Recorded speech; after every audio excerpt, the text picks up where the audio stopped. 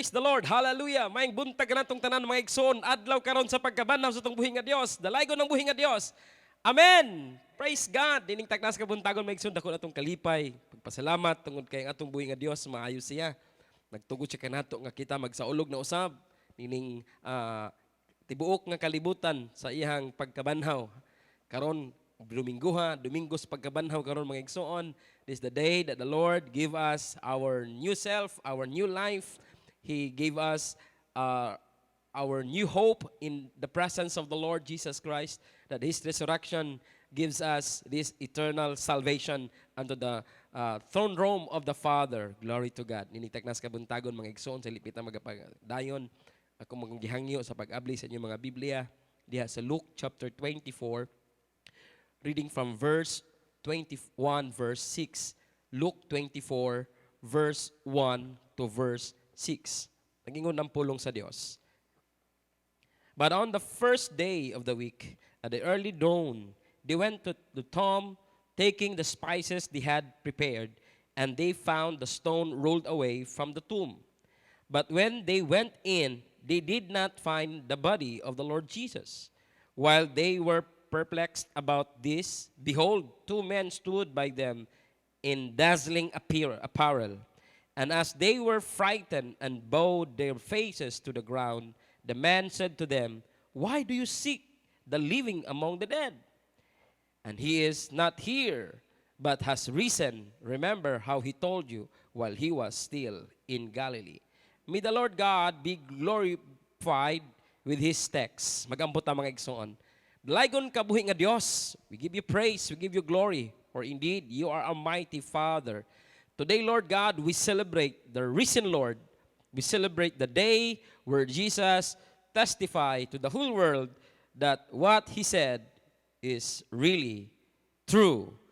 Let the nations of the earth receive this message. Salamat, Ginoo. We thank you, Father, that your Son gives us hope, gives us the resurrection life. That is, resurrection is indeed testifying that we are in a covenant with you, Father. Salamat, Ginoo. Let the blood of Jesus Christ today cover us.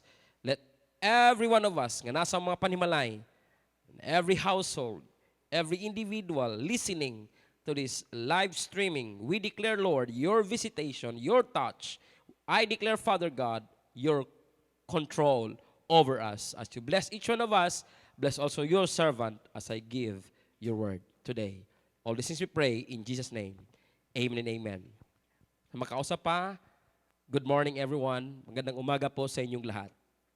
Today is a Resurrection Sunday.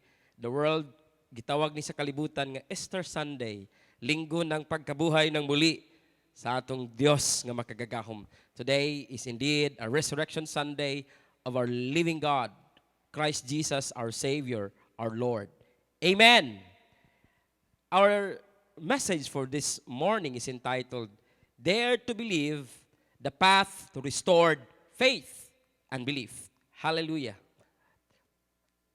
As I read it again, in Luke 24:1-6, nag-ingon, on the first day of the week, very early in the morning, they and a certain other women with them came to the tomb bringing the spices which they had prepared.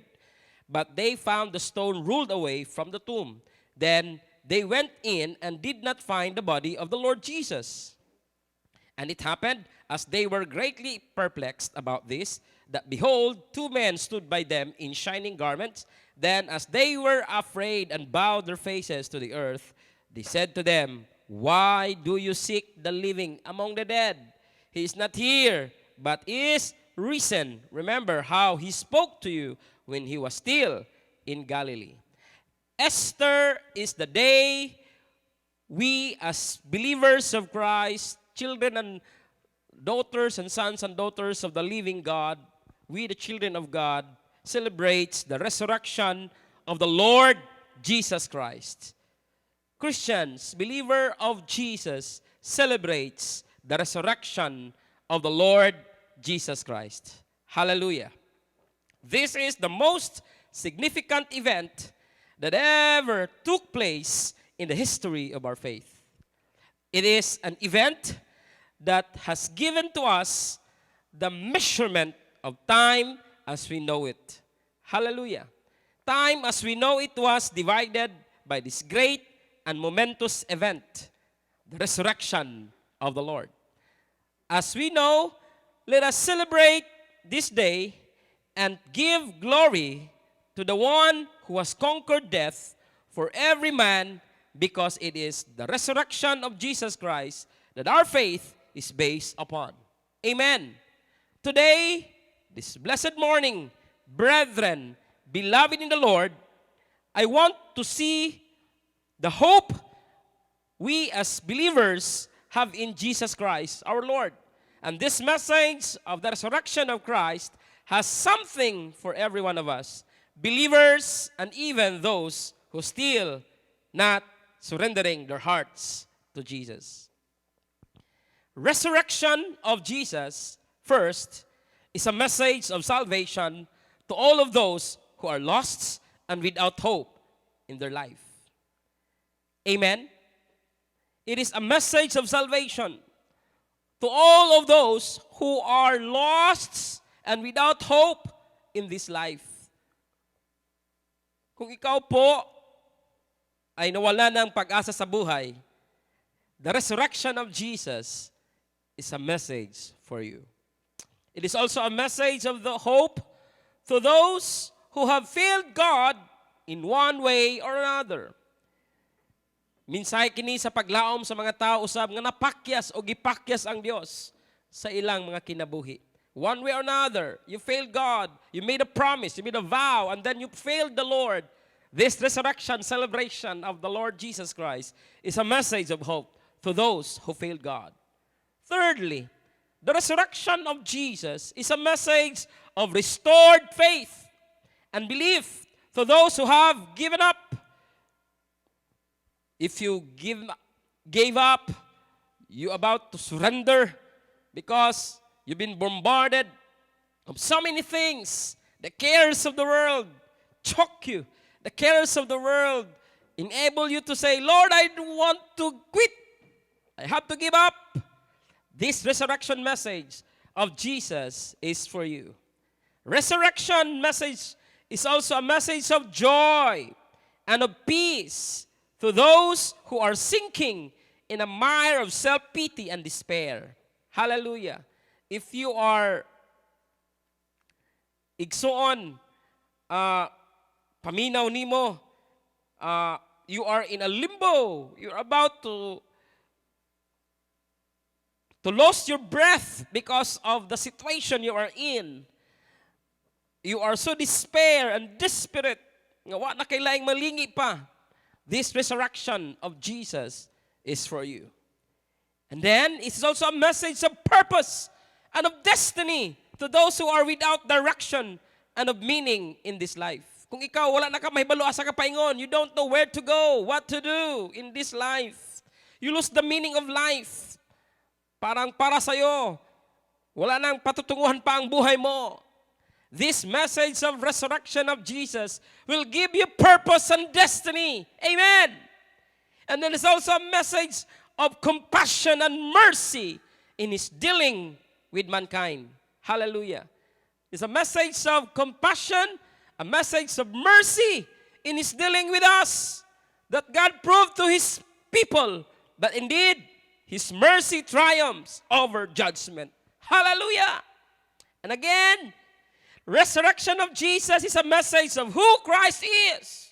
Iyang gipaila kung sino talaga siya. Pinapatutuhanan niya sa buong mundo. Kung sino talaga si Kristo Jesus sa ating mga buhay.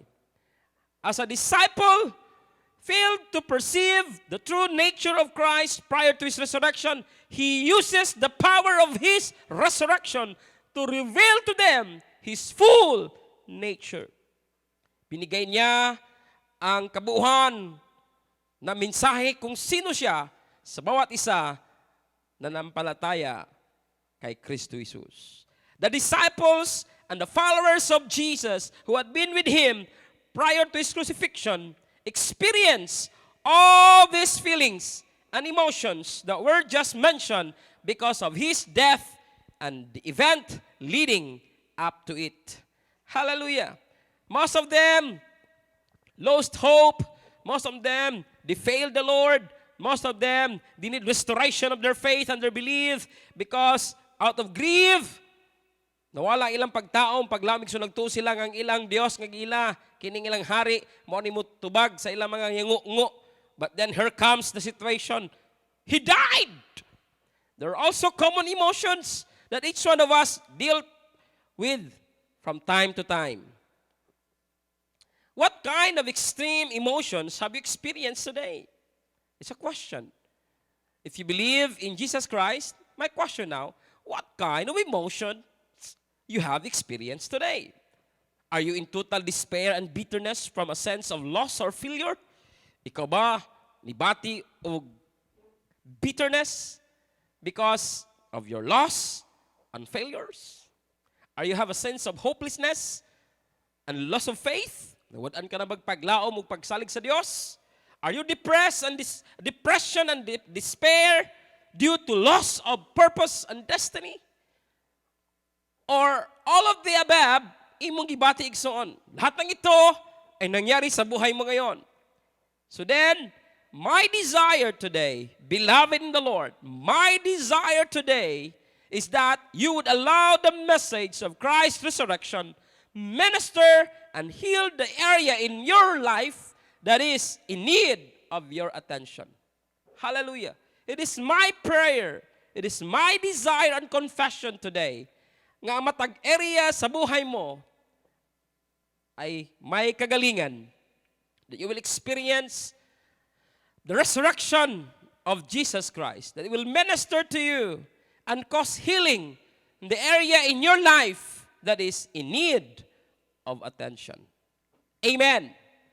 Though the power of His resurrection, He is able to touch you today because He is alive forevermore. It is my declaration again that through the power of His resurrection, God will able to touch you today because we believe He is alive forevermore.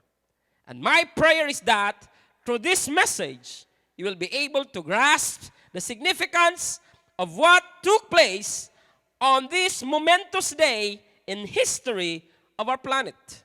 So momentous, that time, as we know, it has been divided by historical events. The week of Christ's death, burial, and resurrection was a week that began with tremendous excitement and great expectation for these early followers of Jesus. The followers of Jesus were ready to crown Him as their king. Excited kayo sila. Only to have all their hopes and expectations crushed because of His death. Hallelujah.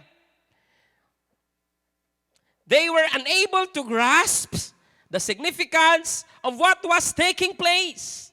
Their belief in Christ was so shattered that even after the resurrection, they were slow to believe.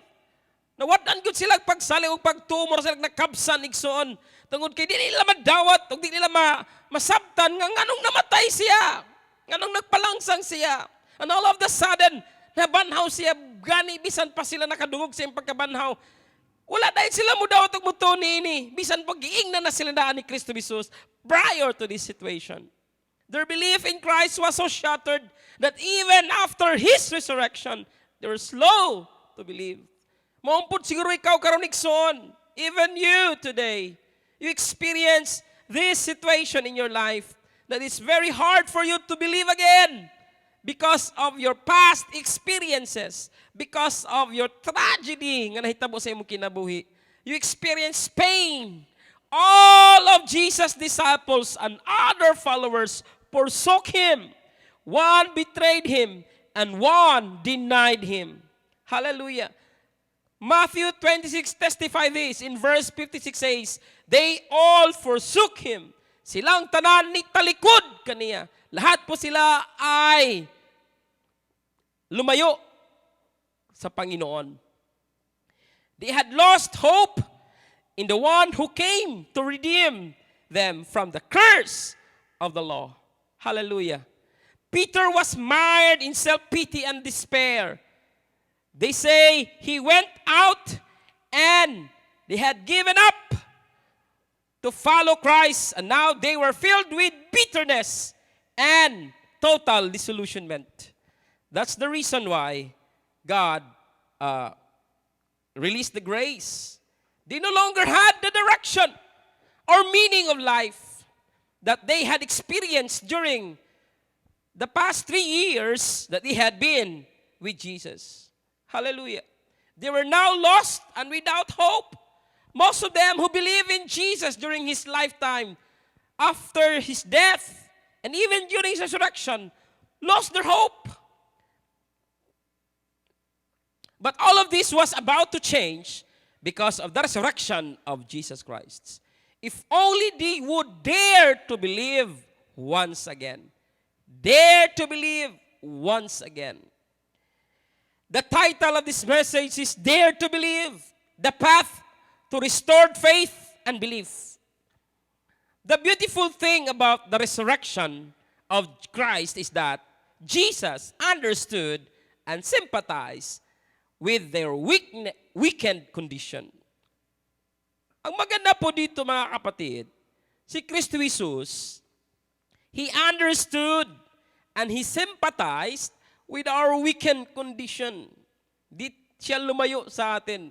Tayo po ang lumayo sa Panginoon. The Lord Jesus didn't leave us. With all His heart and love, He understood and He sympathized with our weakened condition. His immediate purpose following His resurrection was to restore the belief of the people to Him. That's the purpose, His immediate purpose. Sa dihang nabangon siya, when He come to life again, when He resurrected from the death, His resurrection was to restore the belief in Him.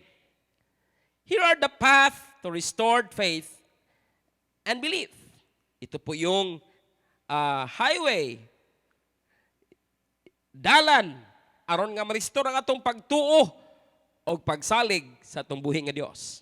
As we begin to look at how Jesus went about restoring their faith and trust in Him, I want you to see the compassion and understanding that Christ exercised in mending their fragile souls. First, number 1, He began to plant and replant seeds of truth. Amen. This is the path how He restored our faith and our belief towards Him.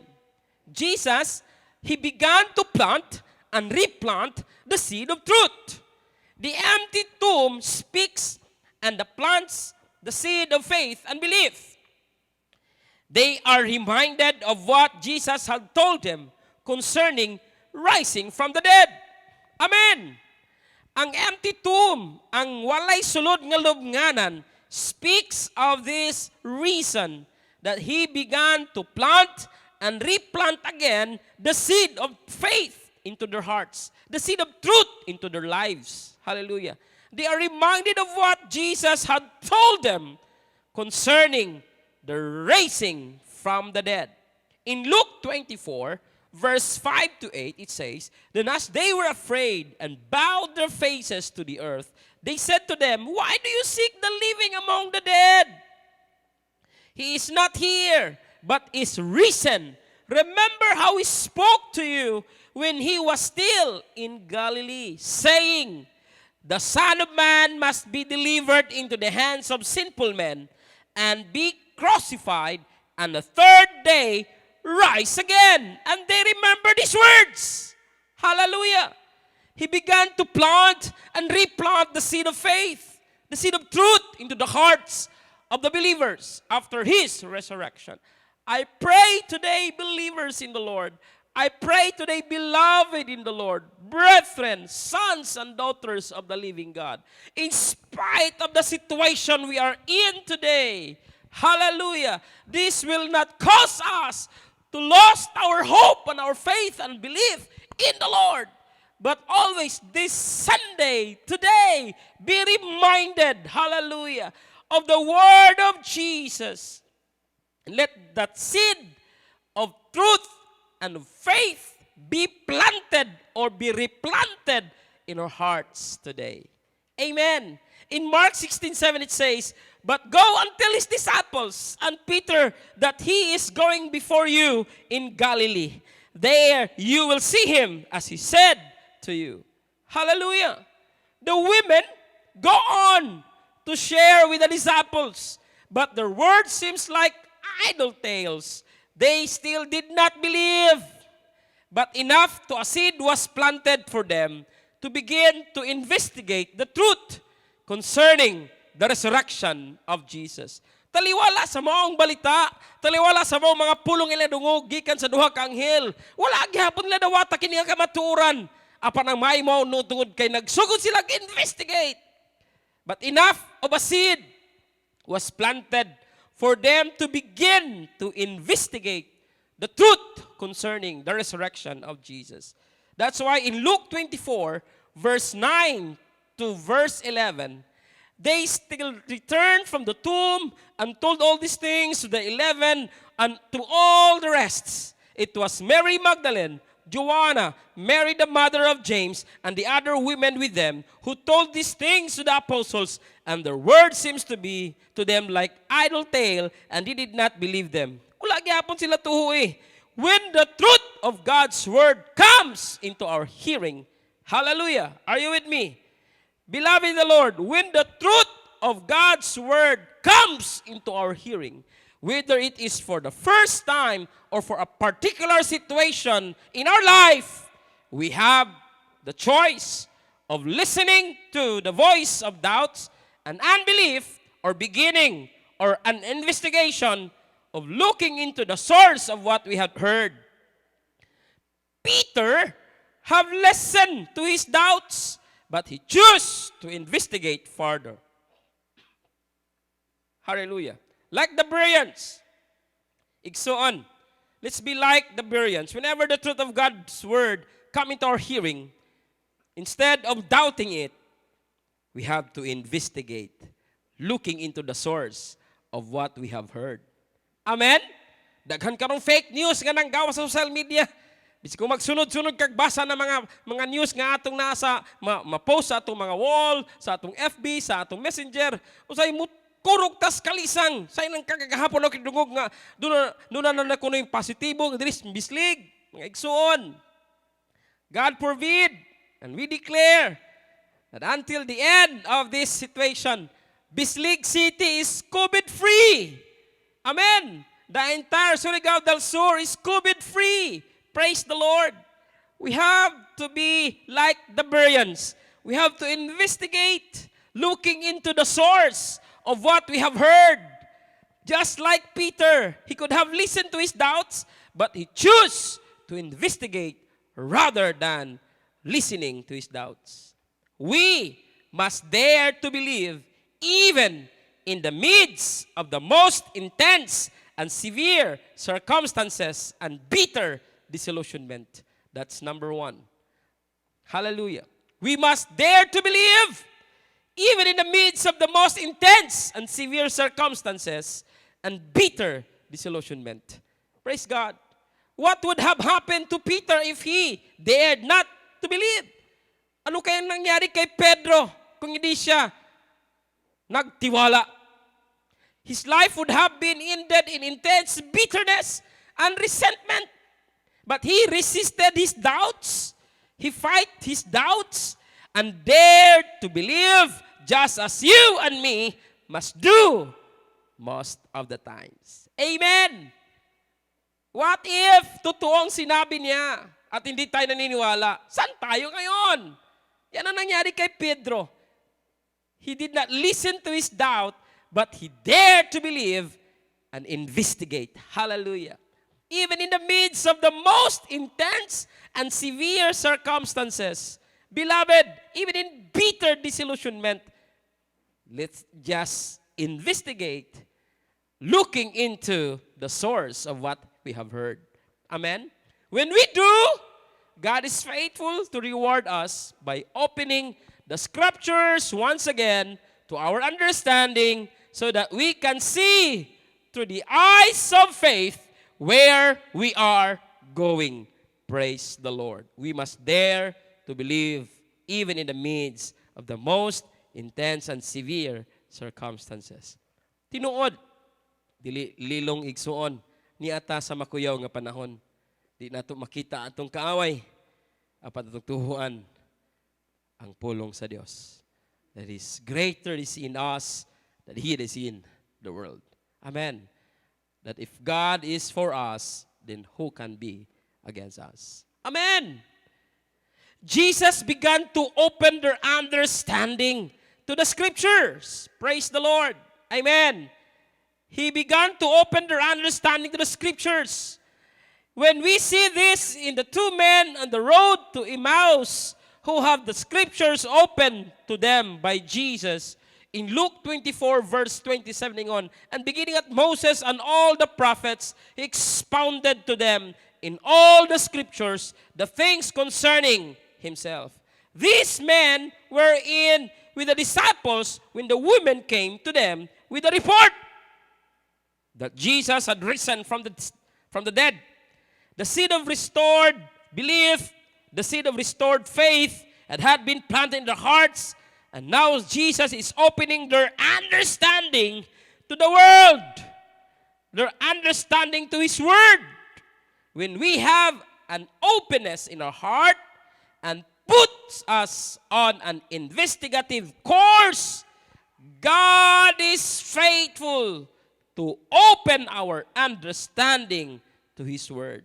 Instead nga magpanik ka, Ikson, instead nga matrouble ka, instead nga mag-uol ka, instead nga mahadlok ka, instead nga magluya ka, madiskurahi ka, we have to have an open heart, amen, and put us on an investigative course, and God is faithful to open our understanding to His words. Hallelujah.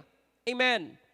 Huwag po tayong mangulila. Huwag po tayong uurong at sabihin natin sa sarili, ayaw ko na sa Panginoon. Kapatid, continue to serve the Lord. Amen.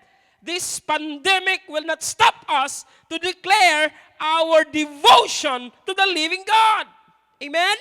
In order to see and believe in Jesus or in the fuller revelation of Him and His Word and His will for us in our lives, we must first have our understanding open to in His Word. Nga in times like this, instead of mabisita pagpaminaw sa mga report, maayo man na igsoon, aron ma-update po ka, apan usahay mo na yung mga cause nga maluya kag mahadlok na noong ka, go back to the basic. Open your Bible and seek the Lord. Ask His revelation knowledge to open your mind, to open your heart, to open your spirit for you to receive the understanding of His Word. Amen. Praise the Lord. Hallelujah. Glory to the name. Jesus becomes real. That's number 2. We see Him as the living, resurrected Christ. Praise the Lord. Hallelujah. Amen. Amen ba mga igsoon ko diha kang Kristo? Kung dili paron lockdown, kung dili paron naka-quarantine ng komunidad, siguro kung nagsimba pa karon, gamay ra tao simbahan. Kaya nga naman, Domingos pagkabanhaw, magruling hayaw, magaligo, mag-family bonding, pero gi-cut off na the Lord for the very first time in my life, celebrating Resurrection Sunday. Wala igsooy kagawasan, wala sa simbahan, naas panimalay, naminaw sa pulong sa Dios. Amen! Ituyo ni sa Ginoo, aron ato gyung mamuni-muni, atong masabtan. We have that living understanding and a connection, a divine connection of the true meaning of His resurrection. Amen. That Jesus becomes real. Ang iyang pagkabanamigson, a proof nga siya tinuod sa iyang giingon. Amen. Tinuod siya sa iyang mga pulong. We see Him as the living resurrected Christ. The more we experience the reality of Jesus Christ through His written word, the more we experience His manifested presence. Amen. If this celebration of the Easter Sunday will cause us to go back to the Word of the Lord, then the more we are experiencing the truth of His Word, the more we experience His manifested presence. Because His Word is there, His presence. Igsoon nga kung mas daghan kag panahon sa pag-abli sa pulong sa Dios, you have given more time in reading the Scripture and the Word of God, then that's also the best time for you to experience the manifested presence of the Lord in your life through the power and the presence of the Holy Spirit. Amen. In Luke 24:36, the Word of God says, "Now as they said these things, Jesus Himself stood in the midst of them and said to them, Peace to you." Igsoon ang kalinaw karon murag gikawat sa kalibutan. Ang kalinaw murag giangkon karon nga wala na sa kalibutan tungod ni ining pandemic disease nga atong nasinati. This COVID-19, hallelujah, nga makalilisang igsoon, dili makita. Even the most powerful nation been attacked, they been victimized, and many casualties. Daghang nangamatay sa mga nasod nga mas angat pa sa ato in terms of advanced technology and economy. Walay gipili, madato man nga nasod o mapobre nga nasod, gisulod niini nga virus. If you just listen to the Word of God and have the understanding coming from the Word of Spirit, you will experience the manifested presence of the Lord and you will not be terrified. Amen. Hallelujah. Because in this kind of situation, the more we experience the reality of Jesus through His Word, we'll experience His manifested presence in our lives through the power of the Holy Spirit. Number 3, we receive the complete picture and revelation of who Christ is. Hallelujah. Who Christ is. Sino ba siya? Sino ba si Kristo Jesus? Sino ba siya sa sanlibutan? Sino ba siya sa buhay natin? Sino ba siya sa buhay mo? Ano mo siya? This message of His resurrection gives us the complete picture and the revelation of who Christ is. In Luke 24:45-46, His Word says, "And He opened their understanding, that they might comprehend the Scriptures.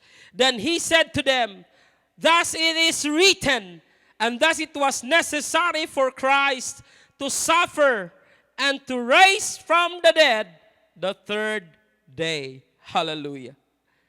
We receive the complete picture and revelation of who Christ is.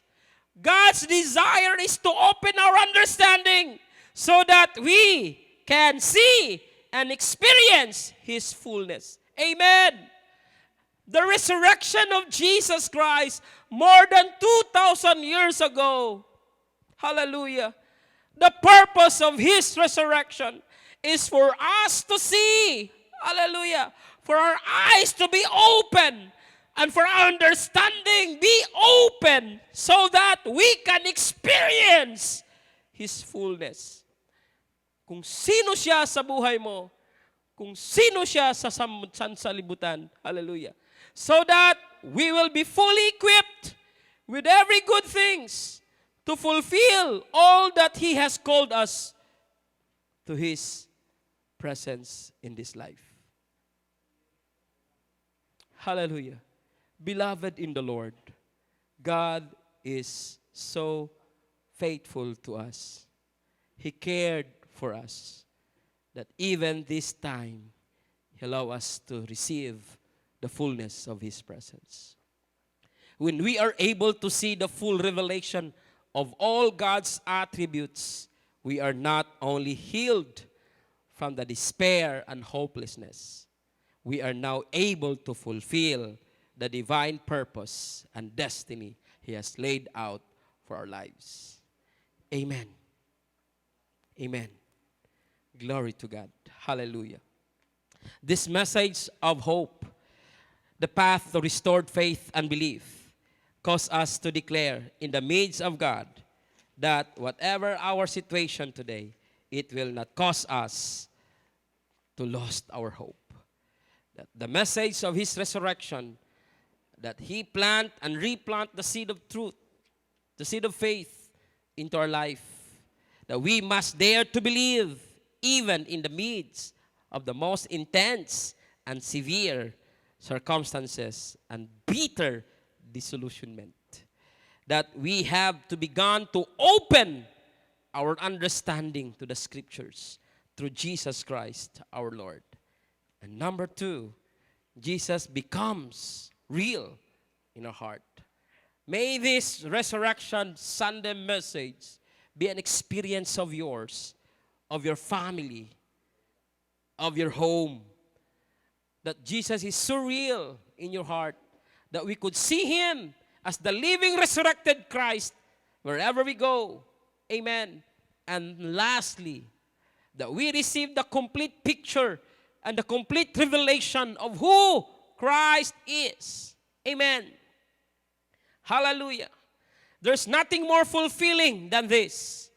The disciples went forth in the power of the Holy Spirit in a conquering attitude after their belief was restored. We can do the same. Amen.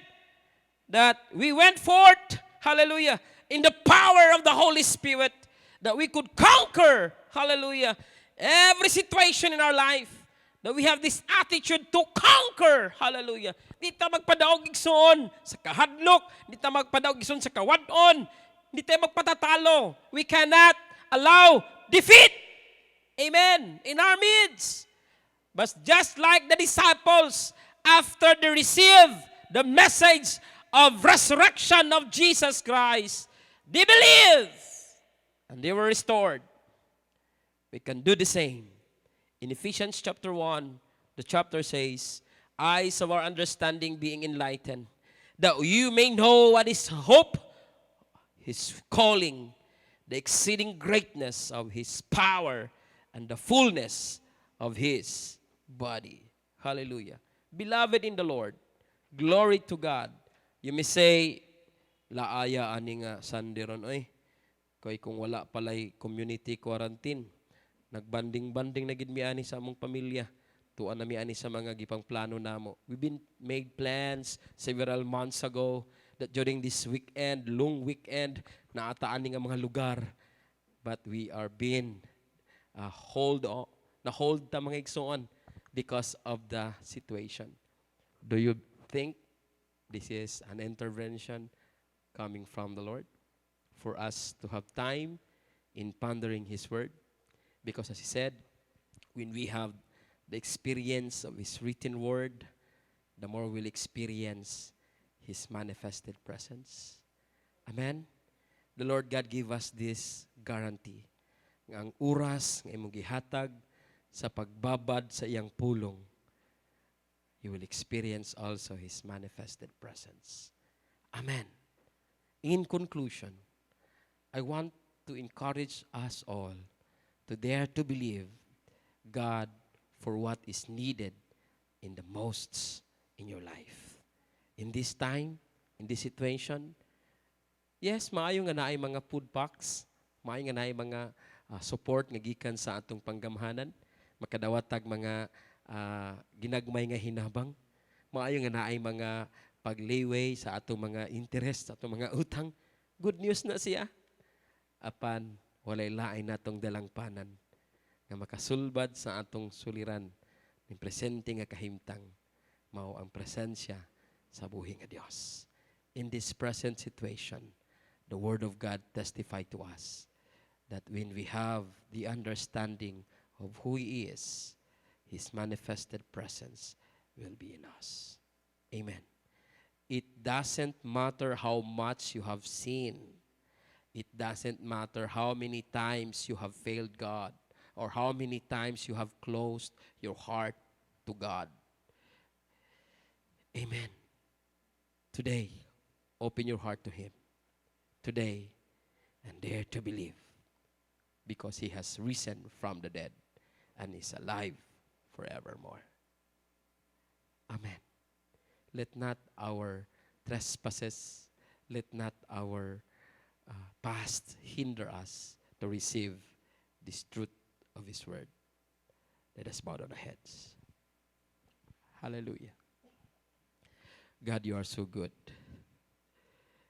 Even to the point of death of your beloved Son, just to restore your people. You are true to your words when you said that you will never leave us, you will never forsake us. But then, Lord, many times we forget you. Many times we rejected and abandoned you. But your love for us is so tough and so stubborn. Hindi mo kami iniwan. You hold on to us, even to the darkest moment of our lives. How many times, Lord, we commit sin against you? How many times, Lord, we failed you as our God? And how many times, Lord, we close our hearts to you? But then, today, you provided a way out for us. And you asked us all to open our hearts again. And dare to believe, because you have risen from the dead and you're alive forevermore. Allow us to receive your resurrection life. Allow us to enjoy the privilege of having you in our home, in our life, wherever we go, whatever we do. Thank you for your omnipresent presence, oh God. Salamat, Ginoo, that this Resurrection Sunday will enable us to celebrate your peace, your love, your salvation, and your forgiveness. You watch over us. Because of your love, Lord, you open up your heaven's door, and even an open arms you receive us. All you have wanted us today is to open our hearts for you and to believe. I pray for your visitation, Lord. Sa matag panimalay nga naminaw karon, I pray for your habitation, Father God, of the empowerment of the Holy Spirit, and you surround, Lord, our place, our home, with your ministering angel. Minister today to each and every one of us. Sa tanang naminaw, Ginoo, sa tanang nag-view, Lord, ni ining live streaming, Ginoo, God. I pray, conquer our hearts, Lord. Allow us to reopen it again and cause to believe that you died for us. You died for us. And your resurrection testify that you have forgiven us and you have restored us back to where you are. Hallelujah. And you have given us the full access then, Lord, back to the Father. Thank you for today. Thank you for your word. Thank you for the privilege that we could have you in our midst. All these things we pray in the name of the Father and of the Son and of the Holy Spirit. Oh, in Jesus Christ's name. Everybody say it. Amen. Amen and amen. Happy Sunday, everyone. Happy Resurrection Sunday, everyone. To God be all the glory, Christ Kingdom family of San Jose, of Mabuhay, of Kauswagan, even in Mangagoy Main Church.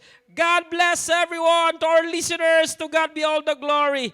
Receive the resurrection life of the Lord. Receive your unmerited favor in the Lord. Hallelujah. God bless everyone. God bless, and to God be all the glory. Amen and amen.